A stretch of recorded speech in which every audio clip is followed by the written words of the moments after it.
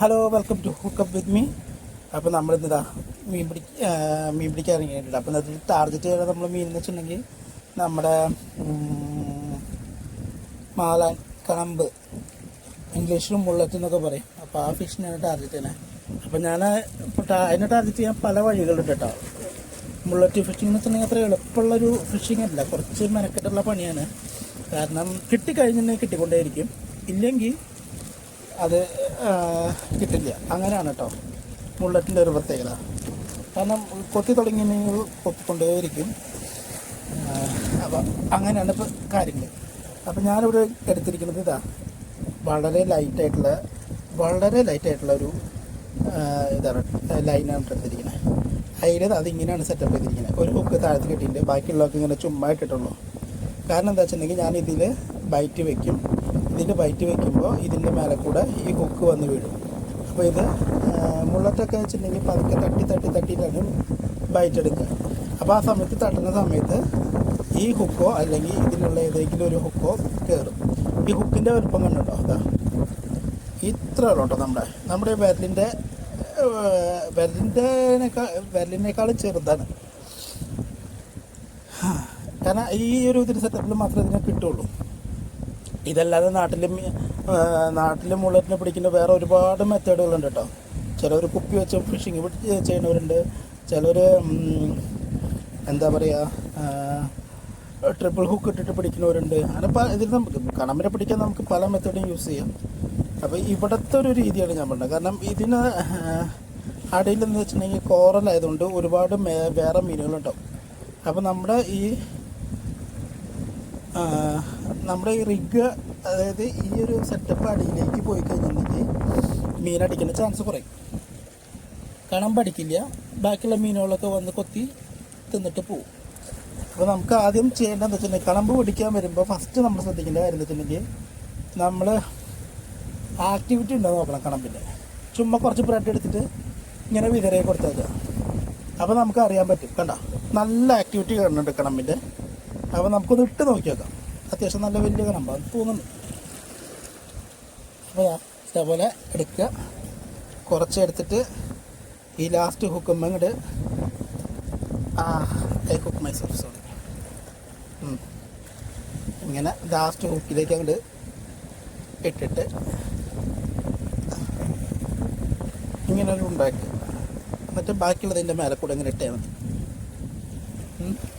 എന്നിട്ട് നമ്മൾ ഇതിപ്പോൾ കണമ്പൊക്കെ അടുത്തേക്ക് വരുന്ന മീനാണ്, അതുകൊണ്ട് നമ്മൾ ഒത്തിരി ദൂരം ഒന്നും കാസ്റ്റ് ചെയ്യണ്ട. അതായത് ഇങ്ങനെ അങ്ങോട്ട് ചുമ്മാ ആട്ടി ഇട്ടേക്കുക. അപ്പോൾ അതവിടെ കിടക്കട്ടെ. അപ്പോൾ അത് എന്നിട്ട് നമുക്ക് കൂടെ കുറച്ച് നേരം റെസ്റ്റ് ചെയ്യാം.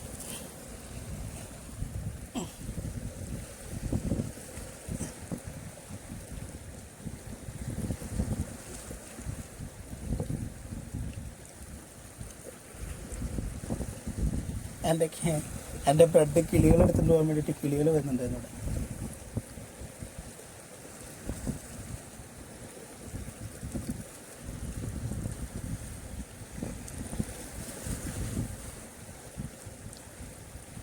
നല്ല കൊത്തുന്നുണ്ട്. കെട്ടിയാൽ കെട്ടിയെന്ന് പറയാം. കാരണം കണമ്പ് എത്ര പെട്ടെന്നൊന്നും നമുക്ക് പിടി തരുന്നൊരു മീനല്ല. അതുകൊണ്ടാണ് അതിൻ്റെ മാർക്കറ്റിൽ ഭയങ്കര ഡിമാൻഡുമാണ് കണമ്പിന്.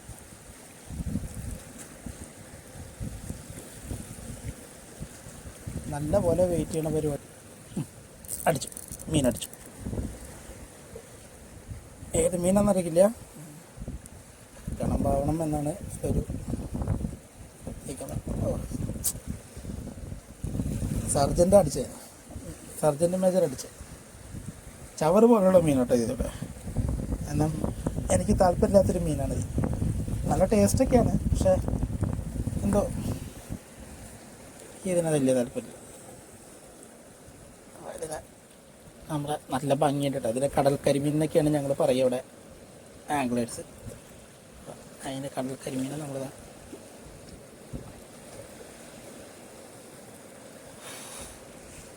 വെറുതെ അല്ല, എല്ലാ ഹുക്കും കൂടെ എൻ്റെ കയ്യിൽ കയറിയ.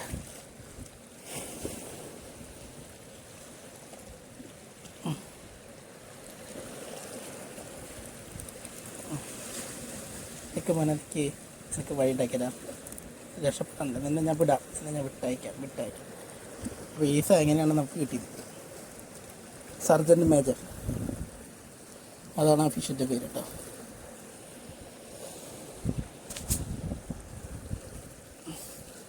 നല്ല അക്വേറിയത്തിലൊക്കെ ഇട്ട് വളർത്തുന്ന മീനാണത്. പക്ഷെ നല്ല ടേസ്റ്റുണ്ട് കഴിക്കാനായിട്ട്. നമ്മൾ ഈ സാൾട്ട് വാട്ടർ അക്വേറിയത്തിലൊക്കെ പോയി കഴിഞ്ഞാൽ ഇതിനെ കാണാൻ പറ്റും.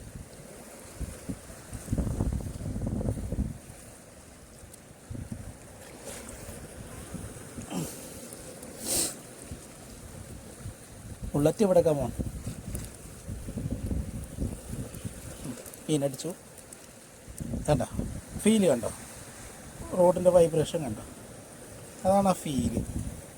വീണ്ടും അതേ സാധനം തന്നെ കേട്ടോ, തേങ്ങ.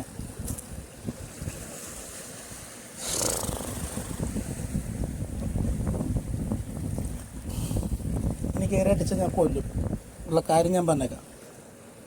നിന്നെ പിടിക്കാനല്ല ഞാൻ വന്നിരിക്കുന്നത് മറ്റേ മുള്ളറ്റിനെ പിടിക്കാനാ. അപ്പോൾ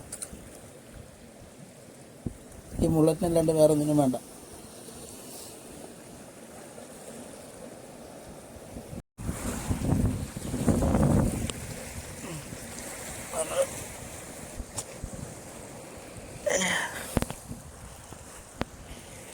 കുറേ നേരമായിട്ടിരുന്നിട്ട് നമുക്ക് മീനൊന്നും കിട്ടും. അതുകൊണ്ട് നമ്മുടെ സെറ്റപ്പ് മാറ്റി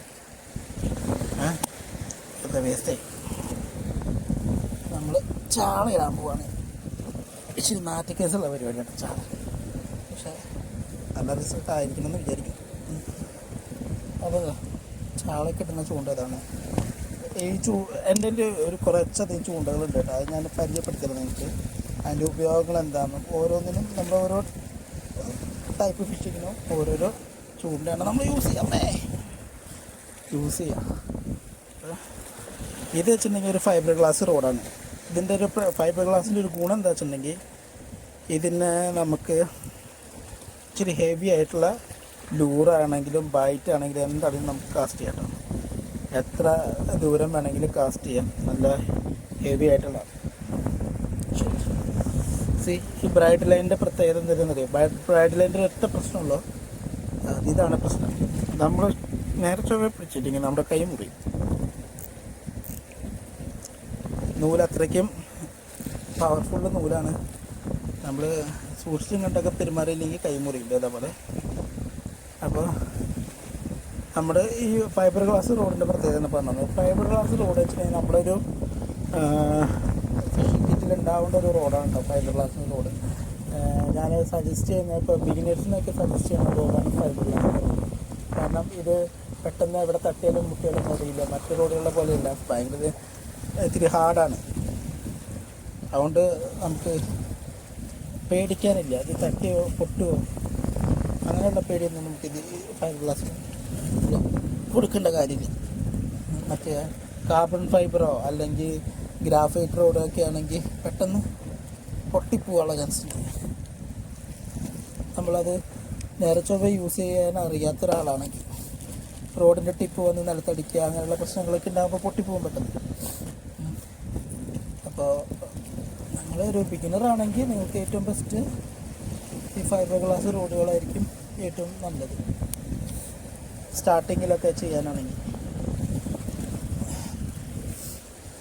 എനിക്ക് പിന്നെന്താ വെച്ചിട്ടുണ്ടെങ്കിൽ എത്ര ഹെവി മീനടിച്ചു കഴിഞ്ഞാലും സാധനം ഒടിയില്ല. അത് ഇതിൻ്റെ ഒരു പ്രത്യേകത.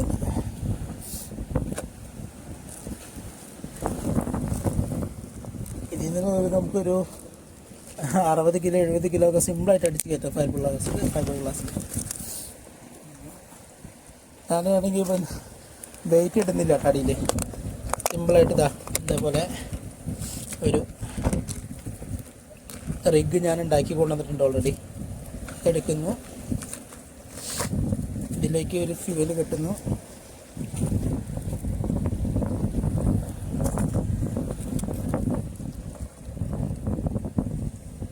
ഈ ജപ്പാൻകാരൊക്കെ അവരെ ഫേമസ് ഡിഷ് ഉണ്ട്, അത് ഉണ്ടാക്കാൻ വേണ്ടിയിട്ടൊക്കെ എടുക്കും.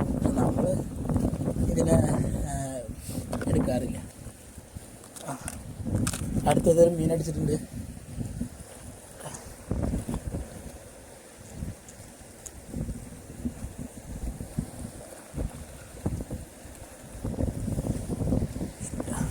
പിന്നെ അടിച്ചിരുന്നു, പക്ഷെ ഊരിപ്പോയി തോന്നുന്നുണ്ട്.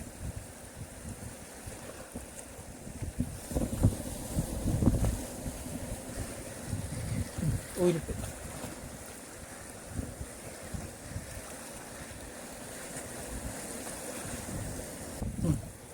മീൻ അടിപൊളി. ചെറിയൊരു പ്രഷർ ഉണ്ടായിരുന്നു.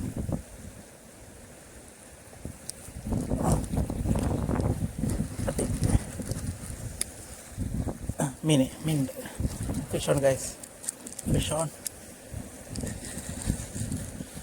Fish on, fish on. ഏതാ മീൻ മാത്രം നോക്കിയാൽ മതി. വല്ല ഹമൂറായിരിക്കുമല്ലോ. ഷിറ്റ്, ഓ ഷിറ്റ്, നമുക്ക് പ്രതീക്ഷിക്കാത്തൊരു സാധനം അടിച്ചു കരുത്.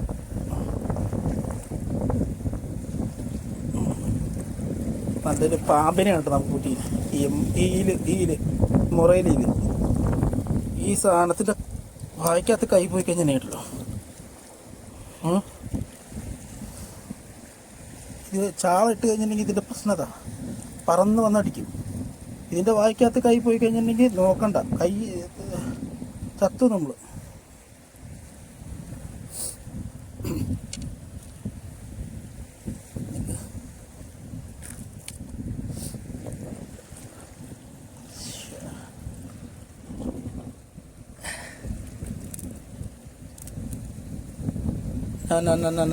കെട്ടിക്കൊടുക്കരുത്, ഞാൻ അഴിച്ചിടാം.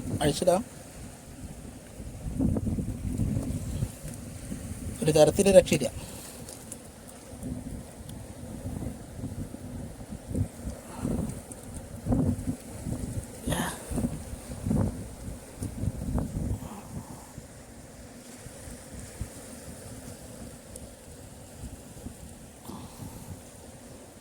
എനിക്ക്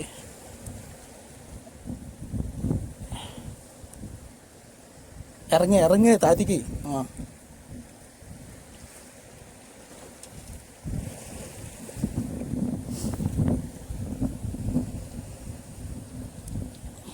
ഇതിൻ്റെ വായിൽ കൈ പോയി കഴിഞ്ഞിട്ടുണ്ടെങ്കിൽ കൈ നോക്കണ്ട. അതുകൊണ്ടാണ് കേട്ടോ ഞാനിങ്ങനെ കെയർഫുള്ളായിട്ട് ചെയ്യണത്. സാധാരണ മീനെ പോലെ പിടിച്ച് ചെയ്ത് കഴിഞ്ഞിട്ടുണ്ടെങ്കിൽ ഇവ കടിക്കുന്നു പറഞ്ഞാൽ 100% കടിക്കും. വായരകത്ത് കൈ പോയി കഴിഞ്ഞാൽ കൈ ഒരു ഏക്കർ പൊടി.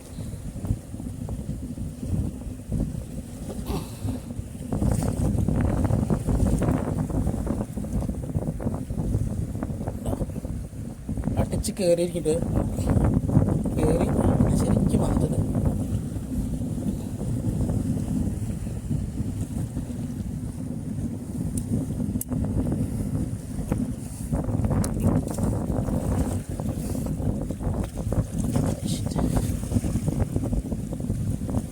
ഇവനൊന്ന് ചൂടൊക്കെ പിടിക്കരുത് എന്നുള്ളൊരു പ്രാർത്ഥനയിലായിരുന്നു. ഇവനെ റിലീസ് ചെയ്യണം.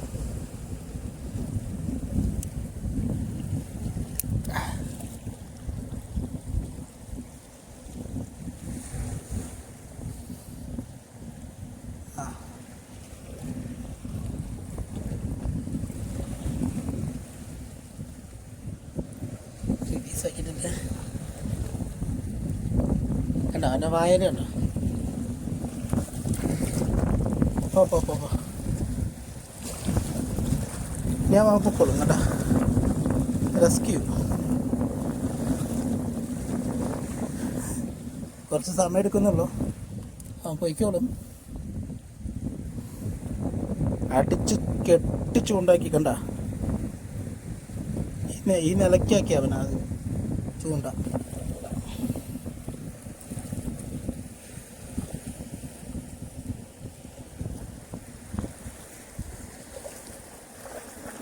തലങ്ങനെ ഇട്ടു കോർത്തു എറിയാം.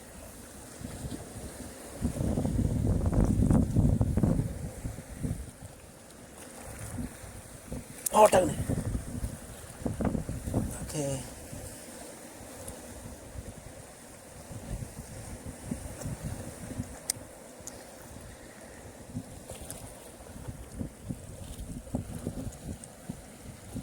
ഓടിവാ കണ്ണ, ചാടിവാ മോനെ.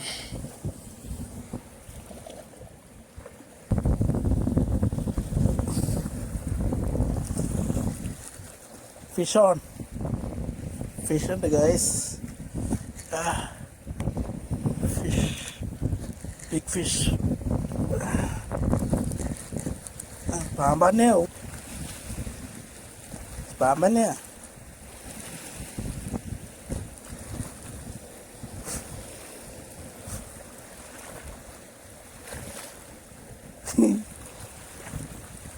പാമ്പന്നെയാണോ? പാമ്പുകളുടെ സംസാരം തമ്മിലോ?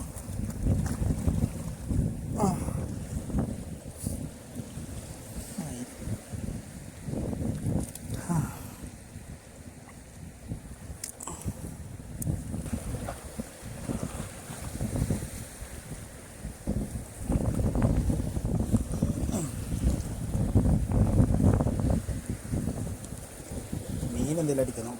സ്ക്വിഡ് ആക്കിയിട്ടുണ്ട് ബൈറ്റ്.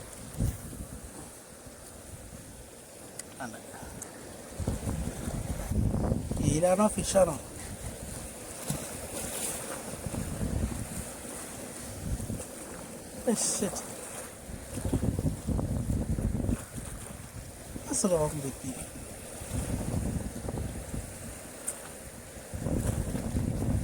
മടുത്തോട്ടോ. മൂന്നാമത്തെ വട്ടത്തിൽ കയറുന്നു.